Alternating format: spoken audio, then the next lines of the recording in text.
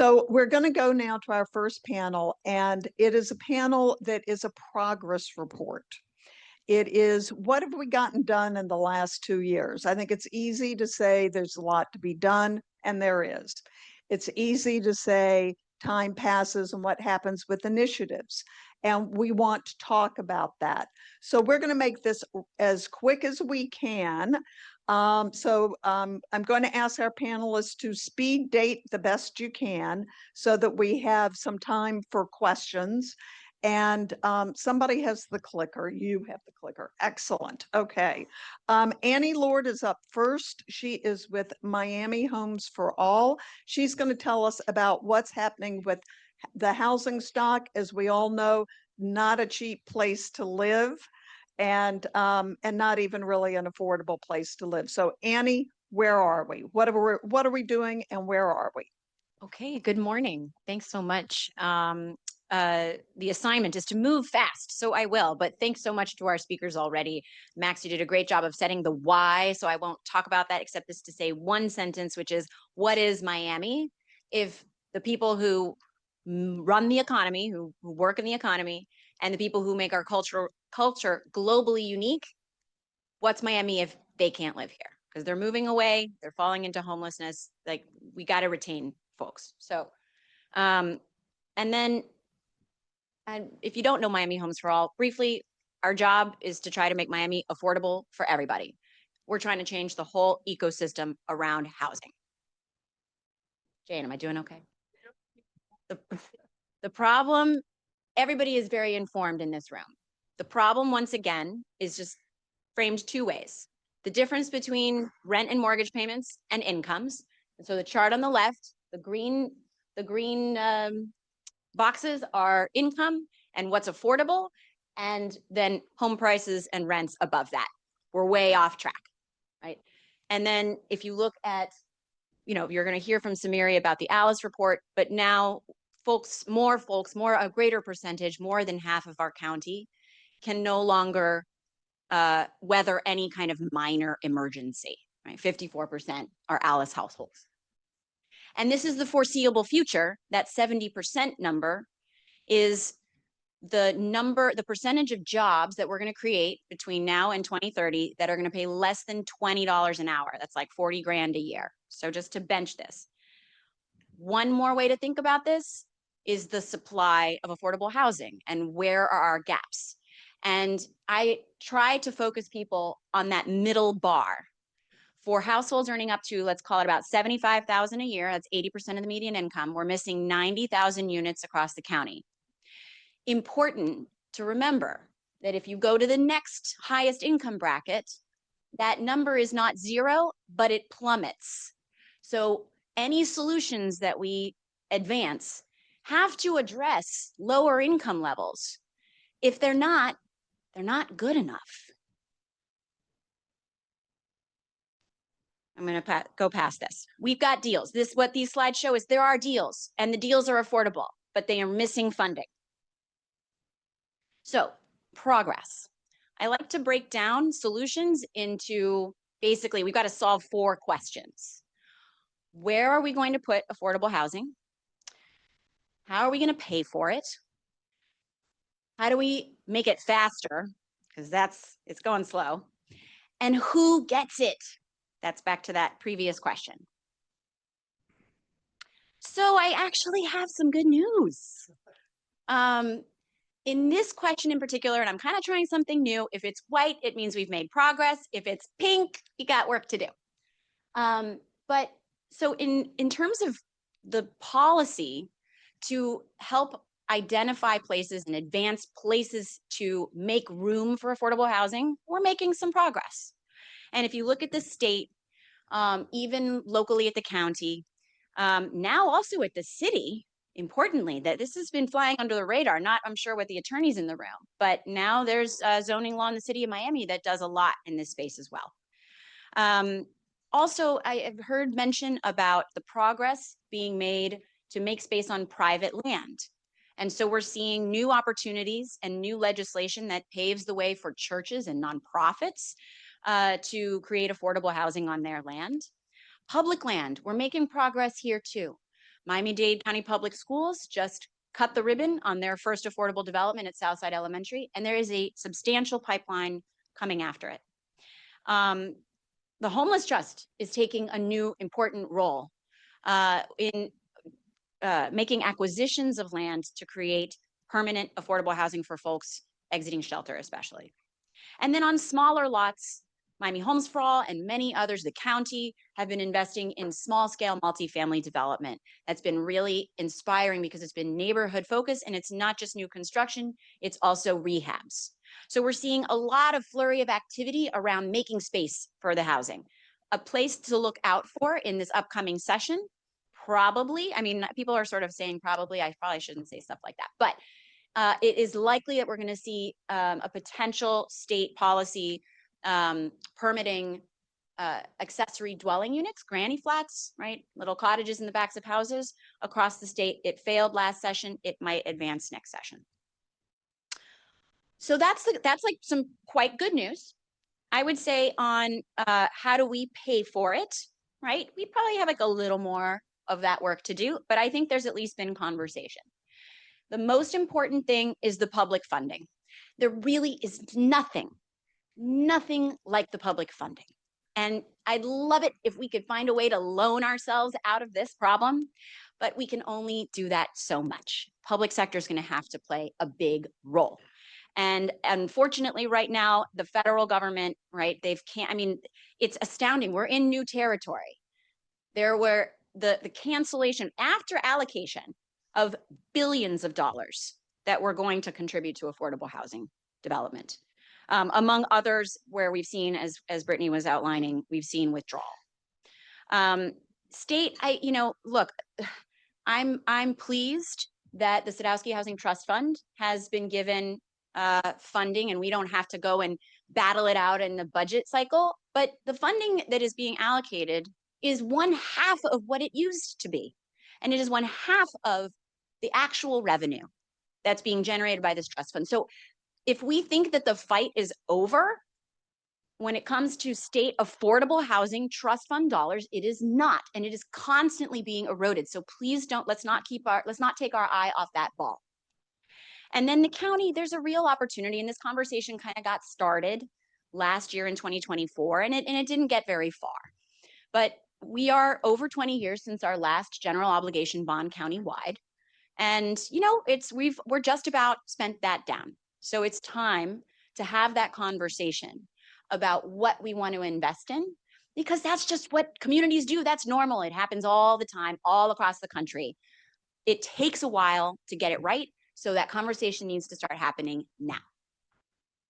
In private funding, you did not hear, Britt, I didn't put it on the slide because I wasn't sure if we could talk about it, but I'm really excited to hear about the new conversation that the Miami Foundation is helping to lead, along with others like the Health Foundation and Knight and DeLuca, around what philanthropy can do, not only with its income, but also with its corpus.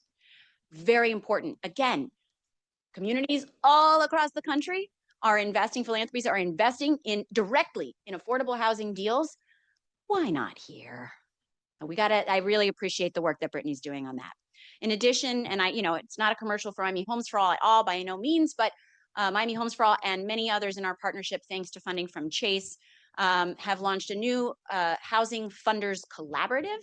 We just heard 2 deals in this collaborative, proposals for funding.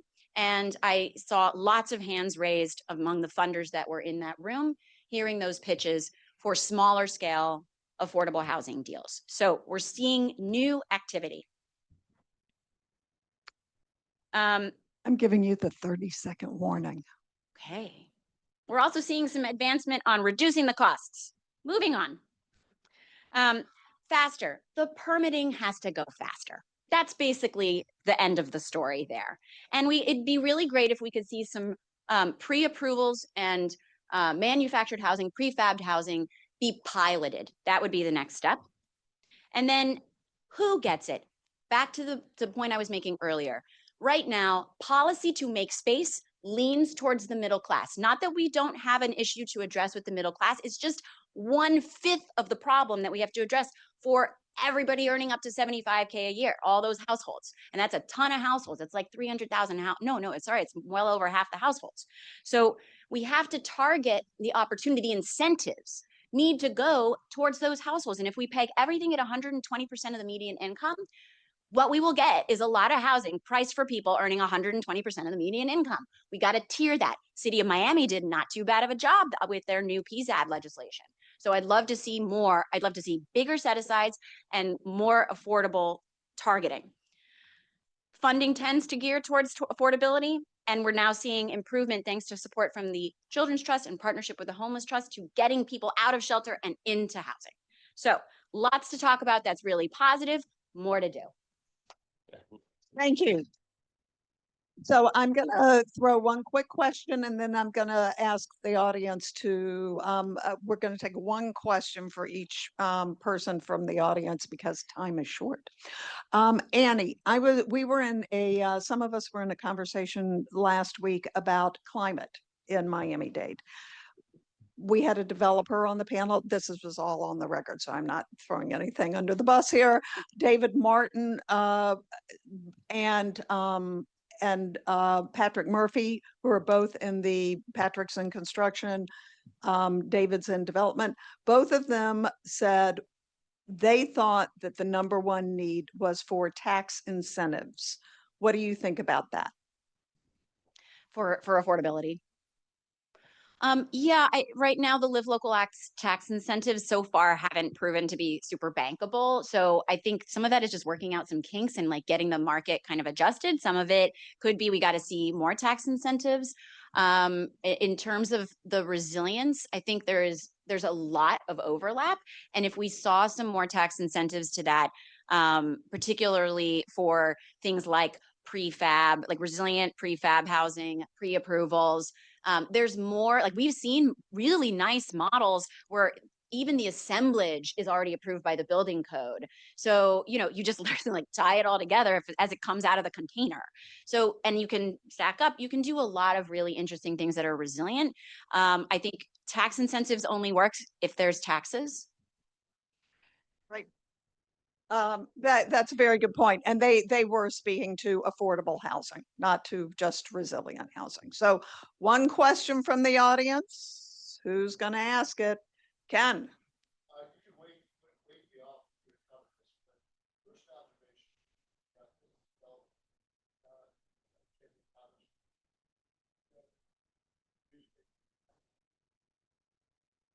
all these, and so Ken Griffin in Chicago was kind at first, and then very unkind, pulling out housing, 200,000 homes still on septic. So that's an observation. Question, because in Chicago you can get really far on public transportation in under an hour, which means affordability goes up. I don't know what the rate point, but some of the change jobs to some people. I suspect it's now a little less. Are we going to talk about that? Yes, a little bit with Raul. He's going up. That's a great point, though. And I think it's one of the things that people were talking about this morning as they were trying to thread their way here. Annie, you want to address this, and we'll go back when we put Raul on the hot seat. Yeah, it's a really good point. And the intersection with housing is where we choose to build it is terribly important. If 25% of a family's wallet is going to transportation, which is the median right now, why are we thinking about moving the urban development boundary? Great. Thank you very much. And again, we're going to cover a lot of ground this morning, and there's not nearly enough time, but then again, there never is. So Jim Hodge, I believe you are up next on my cheat sheet. Let's see if I can actually read what I did. Yes. Yes, sir, you are. So Jim Hodge did graciously limited slides. I've just given him a hard time this morning. Jim is from the Children's Trust, which I think everybody in this room probably knows, but go ahead. One slide, so we'll cover 2 years in 5 minutes. And I'd like to thank our board chair, Ken Hoffman is in the room. So I think 2 years ago when we came out of this group, it's amazing it's been 2 years, and other groups that we've met with, housing is number one, transportation, climate, education are the top four in different groups. And when you're talking about housing and when you're talking about education, early childcare education should be in there. Because as Max stated on the affordability, it is the second largest cost factor besides housing, if you have children. The Federal Reserve came there. We had a meeting last week with some of the people in the room were attended. It said for low income families, sometimes childcare is almost 70% of their paycheck. That's not even including housing. So it's a huge issue. On the education side, 50% of the kids enter kindergarten ready to learn. That's an uphill battle from the day they walked in. So if we can do education right, you can take care. Uh, there's some communities throughout the nation that are doing childcare for all. But if we can do childcare and give people the ability to have affordable childcare, it'd be huge. So what we met about the other day was a cliff effect. So there are people who have a benefit, who have some type of subsidies. What we're talking about is a childcare subsidy, that if they're trying to elevate themselves out of poverty, get a promotion, get a raise, they can get that raise and be substantially in the negative. They can lose a $10,000 benefit. So it's hard to elevate themselves out of poverty, and then they're making decisions whether one spouse has to leave the workforce. And that's why the business community, the Florida Chamber, Alfred in the Chamber, the Beacon Council, Career Source, everybody's involved in this issue, is that it is a workforce issue now. It is significant. It's the number one reason people are leaving the workforce. It's the number one reason people are not returning to the workforce. So we met with the Federal Reserve. They came back and they did this report last week that talked about the top 6 industries in Miami, from healthcare, tourism, transportation, all the top 6 industries, and the effect of childcare, and it was substantial. So I know there's a lot of issues going on the table, and it's kind of overwhelming, but we do have some wins. So we do have the trust, and the trust has layered almost $60 million in this community to build the childcare ecosystem, because these childcare centers are small businesses. They operate like small businesses. They have to be over 80% capacity to run quality. So we take care of the business model where we support the capital, the teachers, and drive quality. The other thing that we do is we added scholarships. We added another $12 million, 24 million scholarships for those families who are over income. Instead of going over the cliff, we will fill in from 150% to 300% of the federal poverty level. Currently, we have 2,600 families on that. That gives the ability to families to work, get a $10,000 benefit, get them to help themselves out of poverty and into a better situation.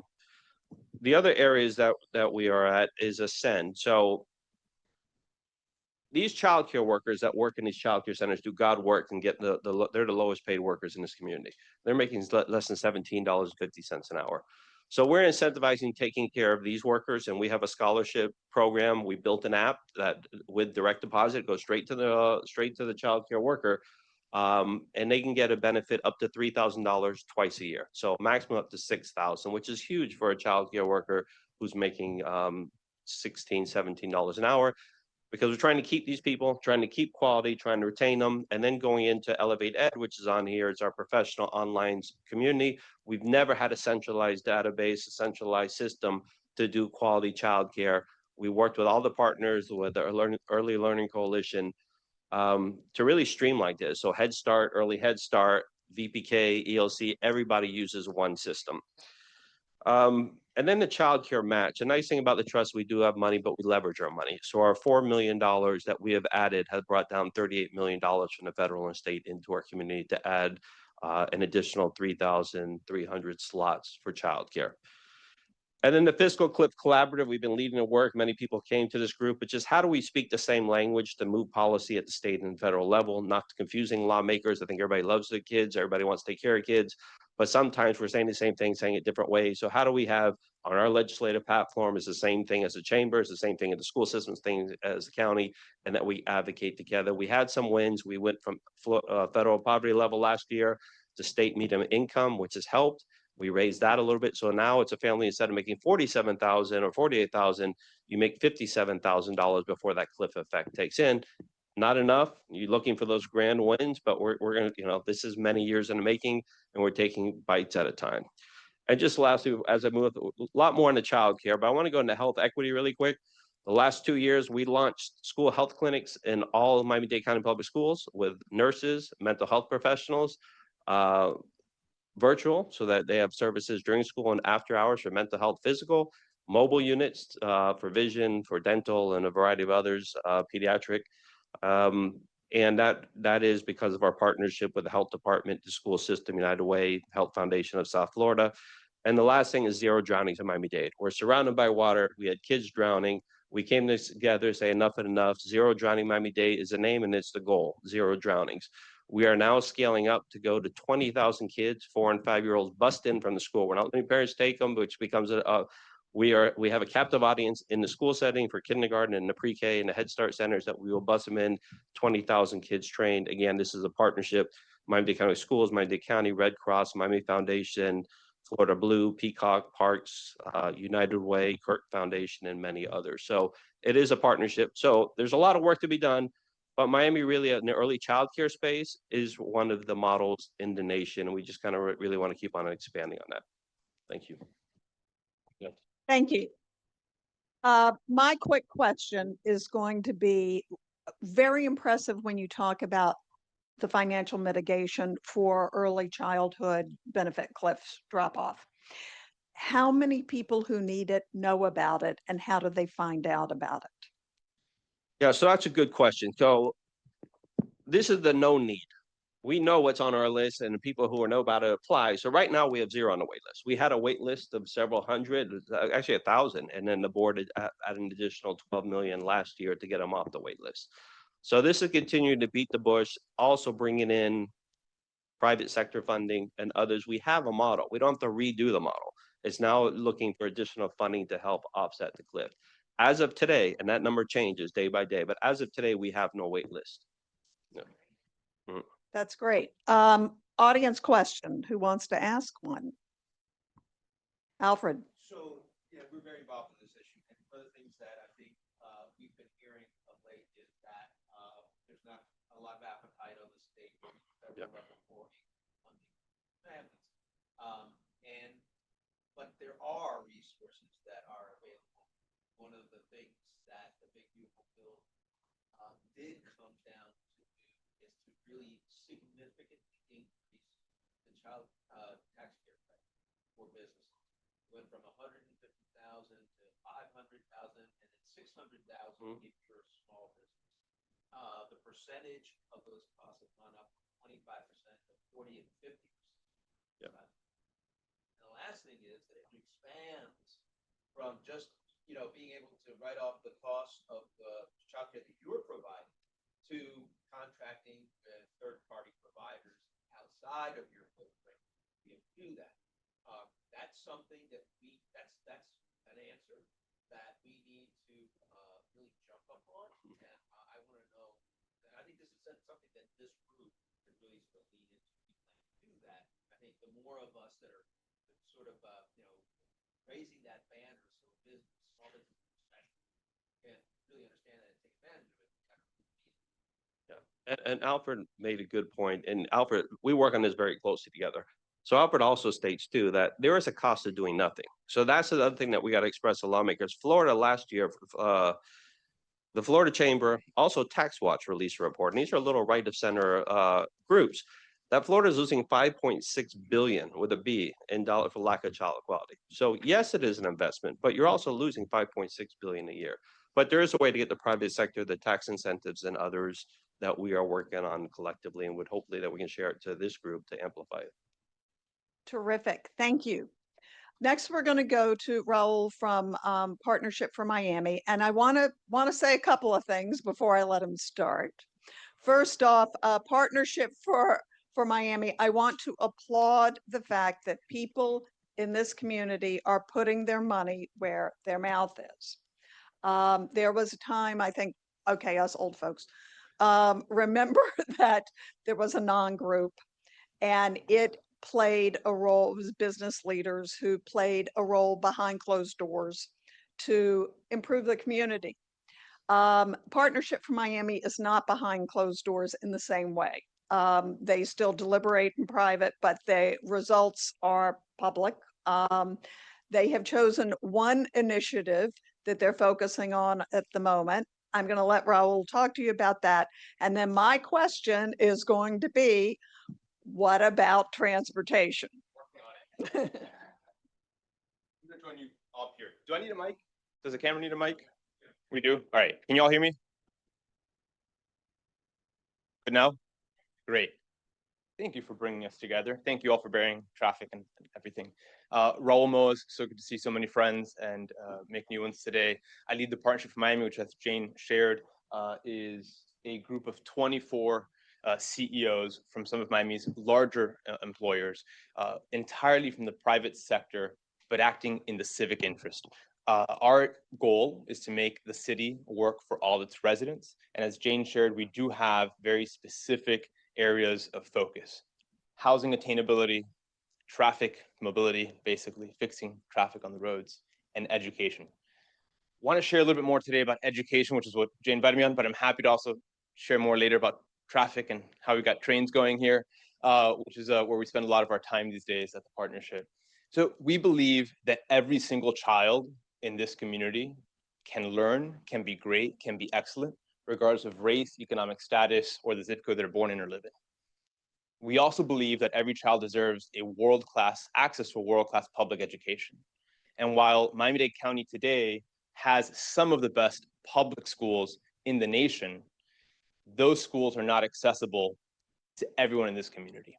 And so our belief here is that we have a shared responsibility as Miami-Dade County Public Schools, the system, what we call the district, as elected leaders, whether you're on that dais or not, and as business leaders, to seek out the highest educational attainment possible for the largest number of kids possible, regardless of public school modality. And by that, I mean, the partnership is going beyond. We do not want to get stuck in the conversation that goes district versus charter, that says more money versus less money.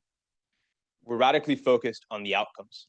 With the resources we have today, who is delivering exceptional public education for kids, and in particular, for kids at the margins, kids who were not born with means or privilege. We believe, and I'll go into this in the next slide, that proficiency, what the state defines as proficiency, should be our goal for the academic attainment of each child here, not simply grade level attainment. And you may hear in press releases sometime this really confusing language that says X percentage of Miami-Dade County public school kids, including district and charter kids, are proficient at grade level. That is a less than honest characterization. It's a smashing of two terms that the state uses and defines clearly in terms of how the kids are succeeding. Lastly, we deeply believe in a portfolio approach, that there is no one right way, no one size fits all for the kids in this community, that different communities, different kids, different families, parents have different preferences, and we should offer them a variety of choices that help meet their needs. So, as I shared, Miami-Dade County Public Schools leads the nation. We are the nation's highest performing urban school district. That means that we have the greatest number of kids performing at grade level as defined by the state. In Miami-Dade County, it's about 61% of kids that go to a district or charter school are performing at grade level. And that is a little bit higher than LA, Vegas, Chicago, and New York, which are the other large urbans that are considered our peers. So we have a ton to celebrate, and you have excellence kind of throughout the gamut there. So you have excellent district managed schools. Ada Merit, which is an IB bilingual program down the street, managed by the district, is exceptional. You have obviously MAST, Dash, New World. You have incredible models of public district-run schools here. You also have some exceptional charter schools in the city, whether you're a fan of True North for its classical kind of pedagogy, or if you're attending Hive on the board of Opelika Miami Lakes.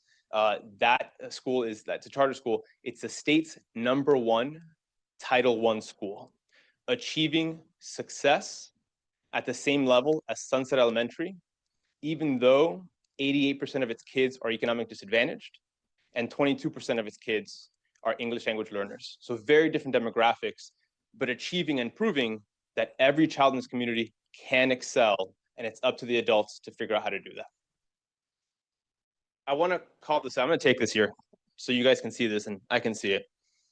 This is how the state assesses kids today on academic performance. You take 3 tests throughout the year.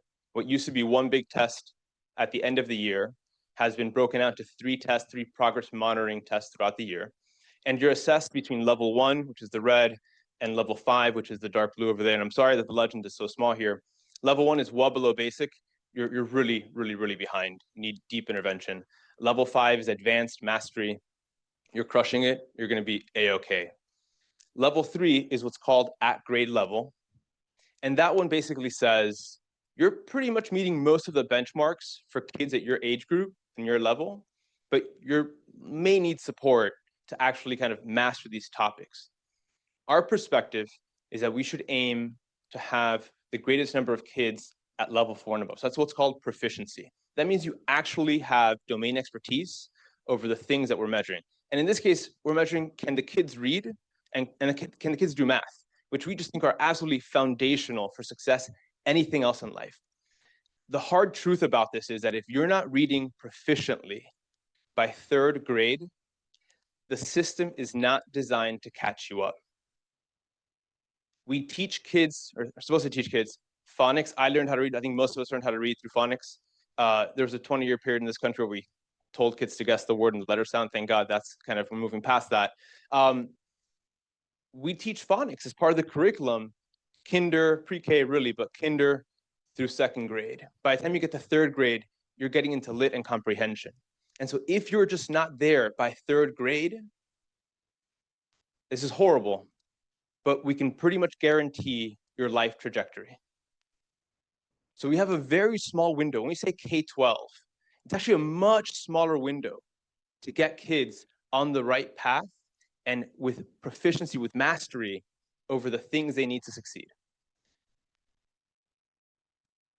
So what have we been up to at the partnership with a ton of colleagues and friends in this room and elsewhere? These are a few things. This is not a MISI, it's not a mutually exclusive or comprehensively exhaustive list of all the things to improve public education in Miami or the state, but it's where we've focused our attention. And it's guided by the belief that we should do more of what works. So often the conversation in public education is laden with emotion.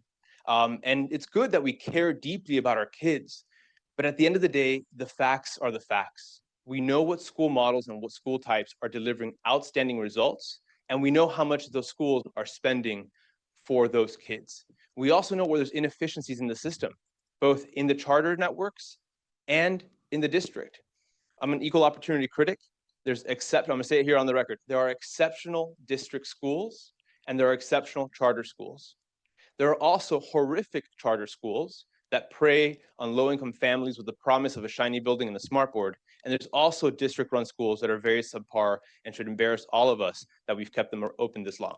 So what have we been up to, and why am I really optimistic for the future of public education in Miami? Not only do we lead the nation, but we're about to embark, I think, on this really inflection point on how do we get even more kids into excellent schools. So the first thing I want to call out is that in a partnership with Miami-Dade County Public Schools, again, what we call the district, the Partnership for Miami identified 10,000 empty seats in high-performing district-run schools. And we categorize that as a school where at least 70% of kids are at grade level. That's basically somewhere around the neighborhood of like 15 elementary schools worth of education that's available right then and there. So these are schools that are staffed, that are functioning, that are vibrant, but for a variety of reasons, changing demographics, the population has shifted, competition with charters perhaps, these schools have not been able to maintain or grow their enrollment, and that presents an existential threat, right? If a school can't maintain its enrollment, it eventually is closed or repurposed. And so in partnership with Miami County Public Schools, we hired basically the outside marketing firm that works for some of the better known charters in the country and said, hey, we believe that principals here in these schools are delivering for their kids and their communities. They have something really special here.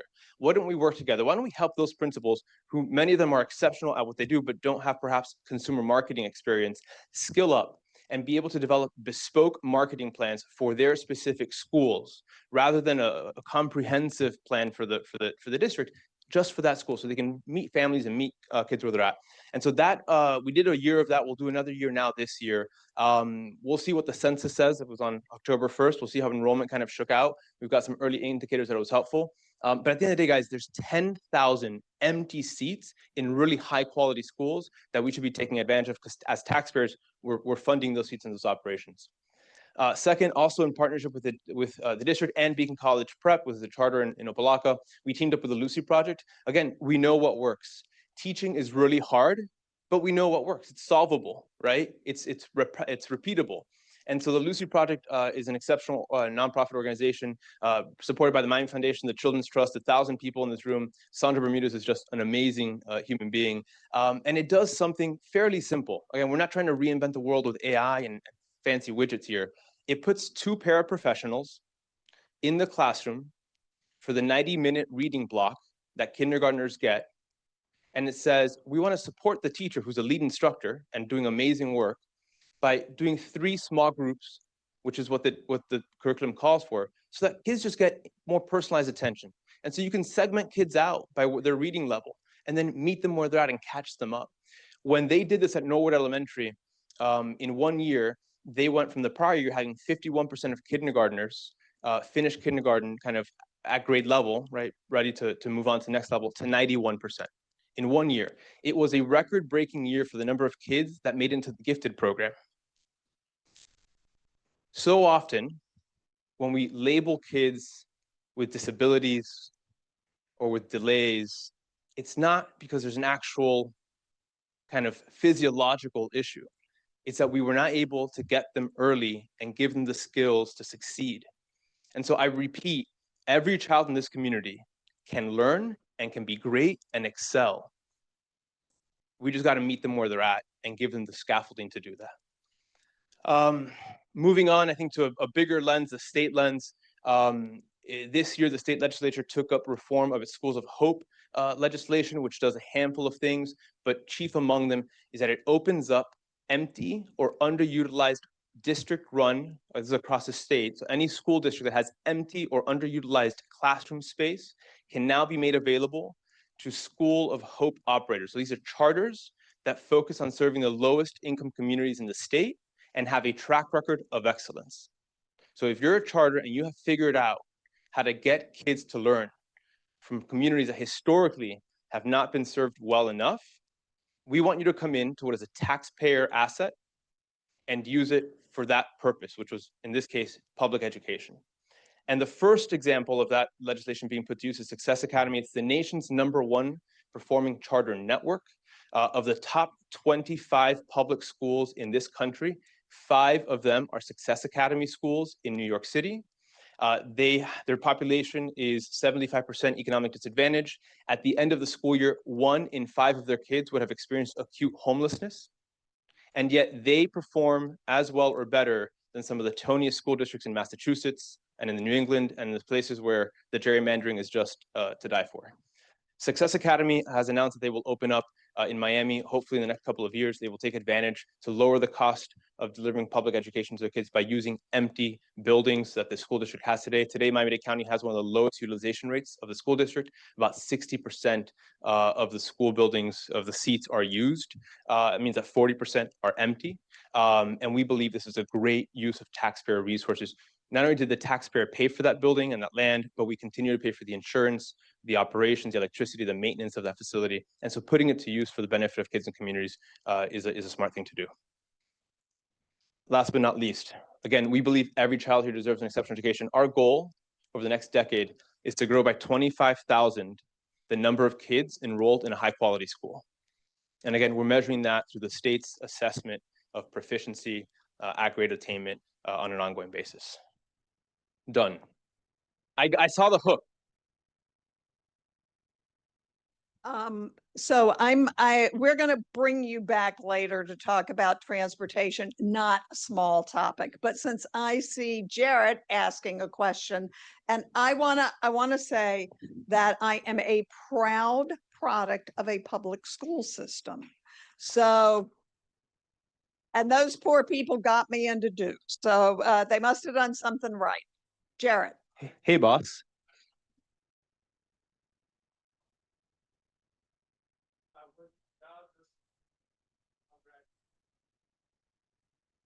Okay, so that means the question goes to Mario.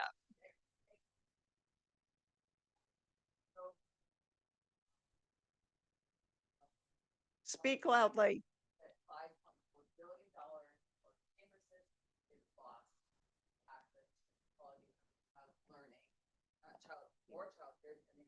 years time. So we, at Women's Fund, we've done extrapolation, that's 961 million plus, pretty close to $1 billion. That's a huge concept. So within that is partnership planning. I know we've been talking about this, we've got people focused on it. Are you considering taking that K off and just say early learning all the way? Yeah, I'd say that we absolutely believe in the continuum, right? If you're P through K or P through college, I'd say that our focus right now is on K-12 because there's a legal framework with a consistent funding stream, right? And so to get that pre-K in there requires, I think, just greater machination of how we think about education, right? And that we talk about education as a continuum that starts much younger than kindergarten. So I think the work there is about governance, whereas with K-12, like there's a consistent funding stream from the state and from local taxpayers, and it really is a question of maximizing those resources behind what works. I think the work earlier is a bit different, but I think we absolutely have to think of it as a continuum. Samaria, you're going to be up next. I'm going to wait and come back at the end and give Raul 2 minutes to talk about transportation and what you all may be working on. But for now, Samaria, you go. Good morning. Good morning. As Andy indicated, Max did a really nice job in setting up the why. I want to talk a few minutes about the who. So as we think about the Alice population, I really want to get into a few of the numbers here, and I don't quite see the numbers, but I want to share a few of the numbers with you in terms of the breakout. Jane had highlighted that the last time she did this, and many, many years ago, we were at 49% of our population that is in the Alice class. But let's talk about who Alice is. These are individuals that are literally the working poor. That's what they are. We've been doing the Alice report for many years across the United Way network. We started back in New Jersey in 2010 to really study the market. And part of that is studying the financial health of our communities. And what we realized at United Way is that we kept getting a lot of calls, a lot of outreach from just hardworking people, but yet they couldn't make ends meet. And so we found that we needed to really double down and understand who these individuals are and how do we tailor more of our services to ensure that they get the support that they need. So I want to first start by talking not only about who they are, but really the breakout of what they earn. When we did this report back in 2023, we saw that the median income was around $59,000 for these individuals. And these are families of 4. These are 2 adults and 2 kids. But yet the survival rate of what it actually costs, the basic cost to live in the city in 2023 was roughly $79,000. So let's fast forward to 2025. We released a report 2 weeks ago, and I will tell you, it was pandemonium at United Way. I got so many calls. I even got people from France wanting to interview us about what is happening in Miami. So when we released the report, it actually shows that, again, median income, I want to start there. The median income at the time was, it was $72,000. Now, one would say that's fantastic. The wages have grown, things have increased, but the gap was still at $89,000. So yet it still had shown that there was a big, big issue.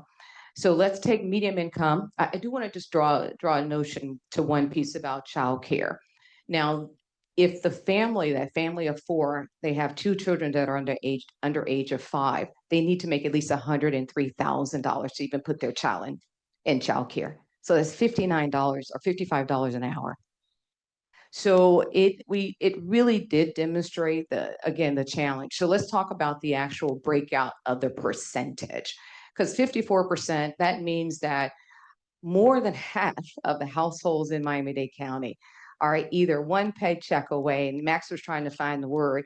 My word is disaster. One paycheck away from disaster. So in that 54%, there are 2 buckets. Those are people, first, there's 15% of folks that are what they call the federal poverty line, right? And then there's another 39% at what we call the actual Alice. These are the folks that actually have jobs. They're working every single day, yet they're living in their car, yet they still need the support of a United Way. So we also saw year over year, or the last time we released a report, that poverty line was stable. And people would ask, I got an interview, I was at an interview, WLRN, sorry, Miami Herald, but I had an interview and the reporter said, well, why is that?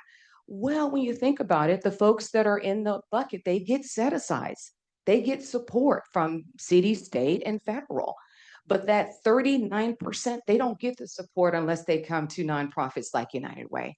So we are their safety net. So let's fast forward to United Way. So the other question that I would get is, how do you really know this is real? First of all, we have researchers that are on the ground, making sure that we count and that we have a good indicator of health. The indicator of health, financial health, is going to be housing, it's going to be transportation, all the things that we had talked about, healthcare costs, etc. So these numbers are very real. We also offer financial stability support at United Way. That's a big fancy way of saying that people call us and they need help. They need help with paying their rent. They need help with transportation. They need help with food. They need help, etc. Over the last 6 months, we've received 40,000 calls, and they are categorized in these areas. So not only do we do a national look to make sure the numbers are right, we also get the calls every day. So we're living it every single day. So if I could fast forward, again, I don't know what's going on with the slides.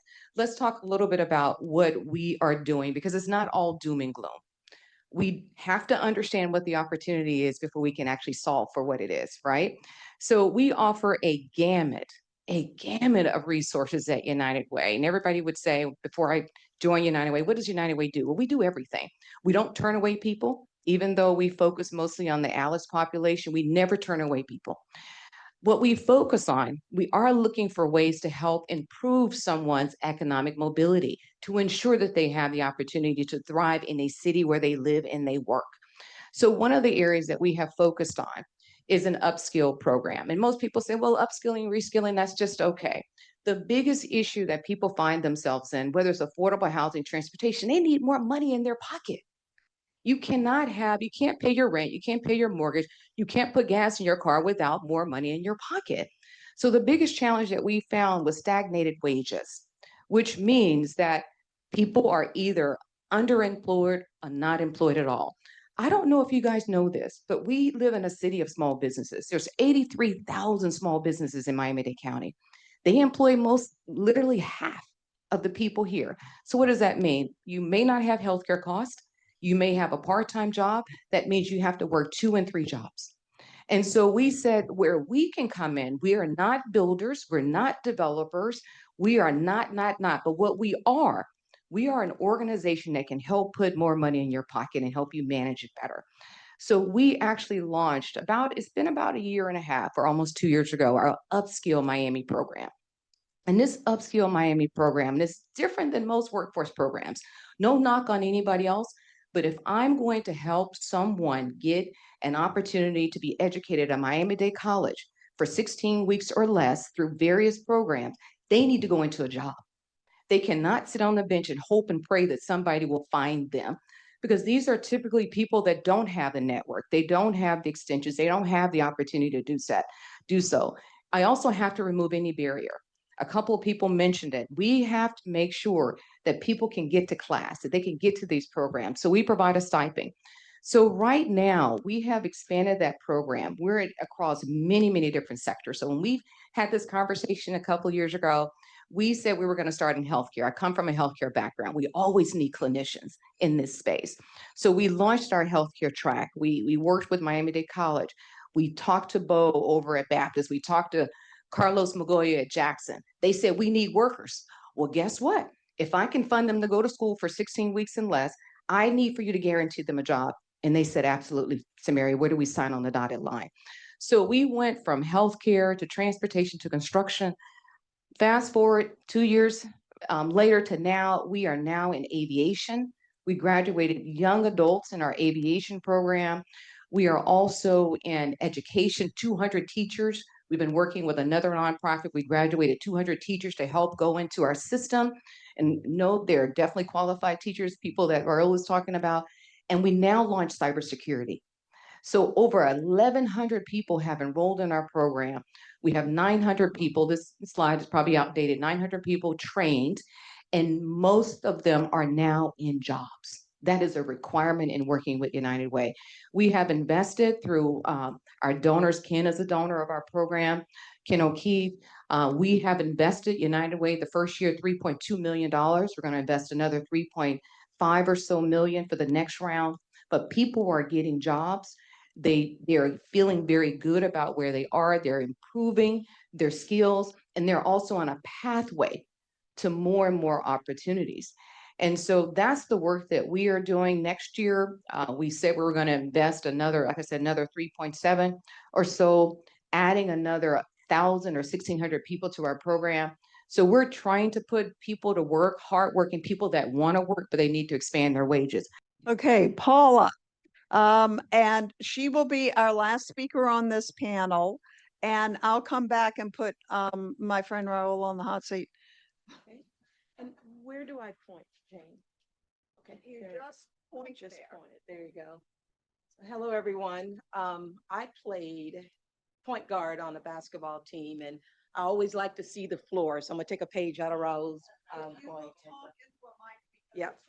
This is good. So Paula Hopkins, and 2 years ago, when y'all were in this room, I was actually somewhere else selling soda and partnering with President Pumarenga to say I needed drivers. That was my piece on talent. But I'm so happy to have a seat at the table, and I want to just bring you greetings from our president and CEO, Rod Miller, who's across the state doing some other great work. And I get to be here with all of you all, and I'm excited about the panel. They say off the record. I didn't know Madeline Pumarenga could be off the record, so she always tells me the truth up front and close. But if Jane said that thank you, boss. If economic development was the backbone of our community, I would say that talent is the heartbeat. And what I like to talk to you about today is talent. And we have an initiative that's a lot of progress has been made around this with my team at the Beacon Council. What I'll tell you first off is that we are charged with doing a couple of things really great at the Miami-Dade Beacon Council. First and foremost, because we are a public-private organization, we have to grow the economy. And we measure that in 3 different ways. We have to bring in a number of jobs. Happy to tell you that over 10,000, our economy is booming. People want to operate here. We just got to figure a few things out, because we are getting beat by the likes of Arizona just beat us for SoftBank. North Carolina just got another project from us. But you're going to see in our report, we brought in 53 different projects. We're also measured on wages. So as Samaria said, 72,000 is kind of $72,000, that medium range. What we saw this year is that we are going to report that the average salary of our organizations and projects we're bringing in this year is around 86,000. Still not enough to live and operate, obviously, in Miami, but we're making progress there. And then the last one is capital. We're going to report that we brought in $9 billion worth of capital in our 40-year history. First year, we're going to bring in over $1 billion. I think it's 1.2, Tatiana tell us. But more importantly, our human capital is really what we want to get measured on, and what it's priceless, quite honestly. So again, over 10,000 new high wage jobs that we need in our city. Our talent supply is not keeping up. They talk about transportation, housing, but then they say, Paul, if I bring my organization here, do you have the talent to fill my jobs? Or do I have to bring them in here? And we want to take that conversation out of the equation, because one, we have our Academic Leaders Council schools that's doing great work, and they're ready to collaborate and partner with our organization. So we're bringing forward what we're calling Talent Bridge Miami, where we want to be the convener and the progress around education, industry, and community-wide workforce to be able to build that future-ready workforce. 4 slides, Jane. What is Talent Bridge? Really, really quickly, it's an employer-led talent innovation hub. We have Lightcast. We have a lot of different data points that we're going to put inside of our portal that we're building, but we know that the real time is actionable labor data. Because what I didn't tell you is when I was at PepsiCo, I didn't report to Lightcast from a legal constraint. I didn't tell the education task force what I needed to make sure I grow my businesses here. I kept that information for myself, but we want to, as the economic development arm, and we're going to run this through our foundation, we want to talk to those employers to say, what do you need in the future? Where do you see fintech going? Where do you see health tech going? And then we want to partner with our education institutions to be able to bring that forward.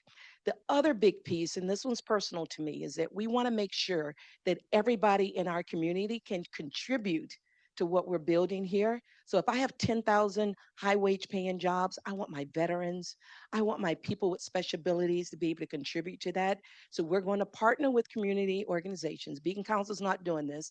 Community organizations that's going to be able to get after these populations that are underserved, overlooked, and bring them into the fold so they can also get a piece of that if the average wage is 86,000.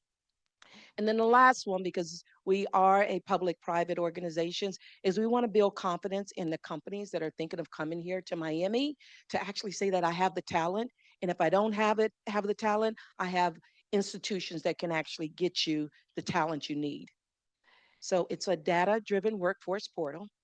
And what I'm not going to show you the different partners. Many of you have written letters, but what I didn't tell you is that they also gave me feedback on, hey, we don't need just another portal, Paula, or we don't need you to convene people. We're doing a lot of this in our space, but how can you partner with us? So you'll see this as I put these three things on the page.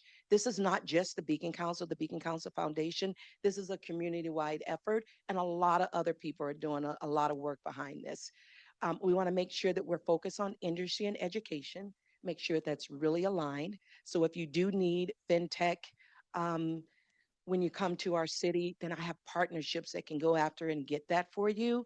And then I mentioned the expanding the employment pathways that open access, just access, right? Once you get them in there, you're going to see the most loyal employees, but our veterans that went off and served us for our freedom. And then, of course, people with special abilities that continues to show up and show out when they do go to work for our companies that we're engaged with.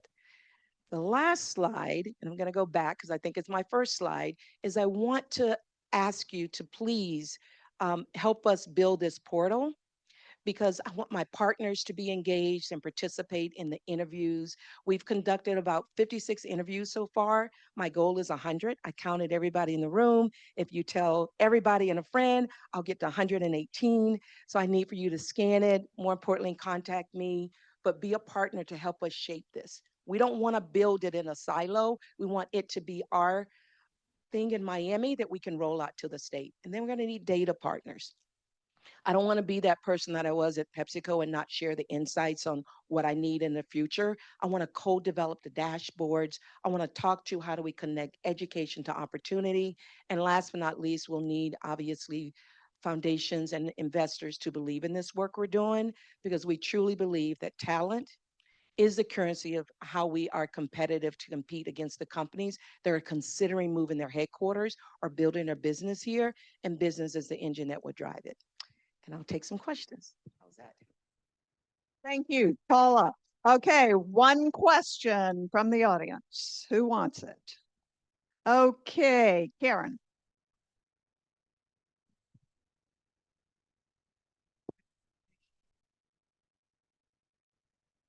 We do not collaborate currently with vocational schools right now. Our academic leaders council is the first arm on this one. Obviously, Miami-Dade, FIU, University of Miami, St. Thomas, Berry, and then we actually partner with our school system as well.